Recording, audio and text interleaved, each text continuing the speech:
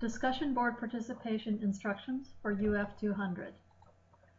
There are 10 points possible for this participation. Assignment overview. There are 3 modules for each of the 5 weeks of this UF200 course.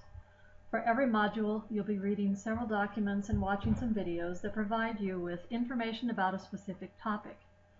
You'll then complete a module quiz. You will also need to research and find one article, video, or news story per the instructions for that module to submit in Blackboard. Once you have finished reading, watching videos, completed the quiz, and found your research, the next step is to participate in that module's discussion board. How to complete this assignment. Initial post. Go to discussion boards in the Blackboard menu. Click on the appropriate module title to enter the discussion board. Find the 2 posts, usually at the bottom of the list, and look at the discussion leader, articles, videos, and summary, as well as the questions. Click on the orange Create Thread button to submit your answers. Your initial post should include a thoughtful discussion about the 2 questions and your answers, as well as a reasonable argument that supports your answers to those 2 questions. You can make 2 separate posts, one for each question. Here is where you can refer to the research you completed for the module. This post should be about 250 words per answer. Initial post. Continued. Type directly in the discussion board. Write an initial post that answers at least 2 of the 6 questions asked by the discussion leaders. Do not attach a document. 6.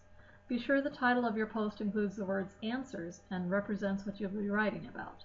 7. Use paragraphs to separate ideas. One long paragraph will cost you points. Reply posts. Please reply to a post that has no more than 1 or 2 replies. You must reply to at least 2 other posts that are not connected to your post. Your replies must be thoughtful and connect what you have learned about this topic with what is written in the other posts. You must add to the conversation by referring to information in the posts to which you reply. Saying only, "I agree with you," or "that was interesting," is not enough. You must describe why you agree or don't agree and discuss why you are interested, add to the conversation, and be sure to support your replies. By supporting your replies, I mean referring back to information that you've gathered from either the readings and videos required or from your own research. Hint. There is no right or wrong answers to these questions. You may feel strongly about your answer, and you may disagree with someone else's answer or discussion. If you are confused by someone's answer or perspective, be sure to ask them to tell you more about that.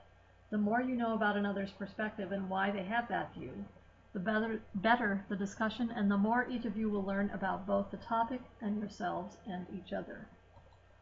As your instructor, I will be reading through the discussions as they progress. I might add a comment to the discussions. Rating. Participation in the discussion boards is worth 10 points. Your points are based on how well you followed the instructions, how thoughtful your answers and postings are, and if you posted the required number of times. Initial post and 2 replies to other students' posts. Thank you.